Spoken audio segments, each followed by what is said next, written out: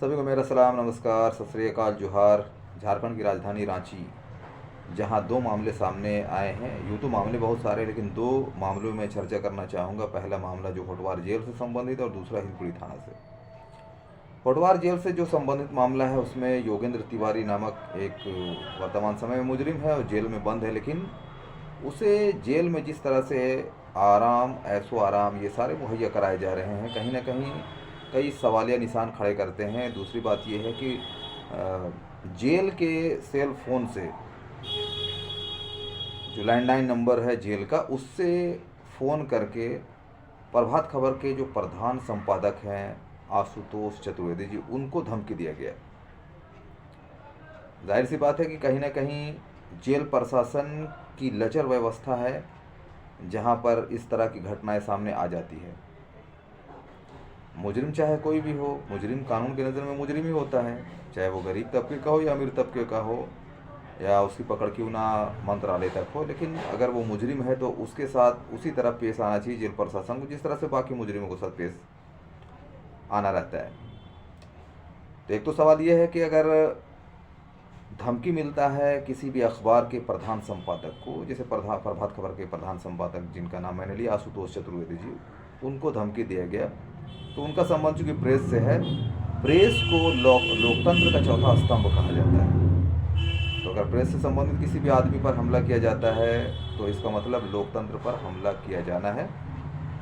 हमारी party Indian union मुस्लिम league कड़े शब्दों में इसकी निंदा करती है और वर्तमान झारखंड राज्य की जो हेमंत सरकार है, उनसे अपील करती है कि सबसे पहले तो जेल प्रशासन को दुरुस्त करे और जो लोग इस तरह की हरकत कर रहे हैं उन पर कड़ी से कड़ी कानूनी कार्रवाई करे। और दूसरी बात यह है कि योगेंद्र तिवारी ने जिस तरह की हरकत की है, तो उस पर और कड़े कानूनी कार्रवाई होनी चाहिए, ताकि आइंदा वो भी याद रखे कि कभी भी किसी प्रेस से संबंधित आदमी को धमकी देना कितना नुकसान होता है। और यहाँ तक कि ऐसे तो किसी को भी धमकी देना नुकसान होता है, क्योंकि किसी भी इंसान का जो सुरक्षा की जिम्मेदारी होती है, वो प्रशासन और फिर सरकार की होती है।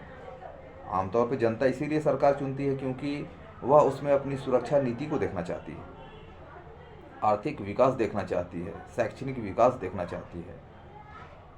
तो इस तरह से देखा जाए तो जिस तरह की हरकत की गई है, ये निंदनीय है। दूसरी एक घटना आ रही है हिंदपीढ़ी थाना से, जहां मदरसा के कुछ बच्चे थाना से गुजरते हुए आपस में बात करते हैं कि यहाँ से जल्दी चलो, यहाँ पर मामू लोग रहते हैं। एक वर्ड जो है वो फेमस हो चुका है, किसी भी प्रशासनिक अधिकारी को देखकर लोग उन्हें मामू कहते हैं, और ये हम लोग फिल्मों से सीखे हैं। मुन्ना भाई एमबीबीएस में इस वर्ड को बहुत ज़्यादा यूज़ किया गया है। इतनी सी बात कहने पर उन बच्चों को पकड़ा जाता है और पीटा जाता है। इसलिए पीटा जाता है क्योंकि बच्चों का संबंध किसी एक विशेष समुदाय से है, वो मुसलमान है। तो यहाँ पर जिस तरह से पुलिस कार्रवाई करती है, साफ झलकता है कि कहीं ना कहीं मुसलमानों से नफ़रत की मानसिकता हमारे राज्य में भी है, झारखंड राज्य में भी है। जबकि वर्तमान समय में देखा जाए तो झारखंड में मिलीजुली सरकार है, और जो सरकार आज के समय में बनी हुई है उसमें मुस्लिम समुदाय का बहुत बड़ा हाथ है, क्योंकि मुस्लिम समुदाय सेक्युलर पार्टी को ही वोट करना चाहती है। कोई भी ऐसी पार्टी को वोट नहीं करना चाहती है जो उस पर अंकुश लगाने का काम करे, उन्हें टॉर्चर करने का काम करे। इससे पहले रघुवर दास के टाइम में मॉब लिंचिंग की काफ़ी घटनाएं घटी और किसी ने एक्शन तक नहीं लिया। ये नहीं कहता हूँ कि हेमंत सरकार के टाइम में मॉब लिंचिंग की घटनाएं नहीं घटी है, घटी है। उसी तरह और बहुत सारी घटनाएं रघुवर दास के टाइम में घटी थी, जिसमें गौ रक्षा दल जो है वो जो जिसे फर्जी गौ रक्षा दल कहा जाता है, आमतौर पे जो गौ रक्षा वाकई जो मानसिकता रखते हैं गौ की रक्षा करने की, तो जब वो गाय की रक्षा करने की मानसिकता रखते हैं तो इंसानों की भी रक्षा करने की मानसिकता उनके अंदर होनी चाहिए। अगर वो इस तरह से नहीं सोचते तो इसका मतलब उसे फर्जी ही कहा जाता है। काफ़ी टॉर्चर किया गया था इस सरकार में। ये अलग बात है कि वो जो घटनाएं रघुवर दास के टाइम में थी वो घटनाएं अब नज़र नहीं आती है, लेकिन फिर भी कुछ घटनाएं ऐसी घटी है जहां हेमंत सरकार जो है चुप्पी साधी हुई है और एक सवालिया निशान सामने खड़ा हुआ है। कि आखिर मुस्लिम समुदाय जाए तो किधर जाए।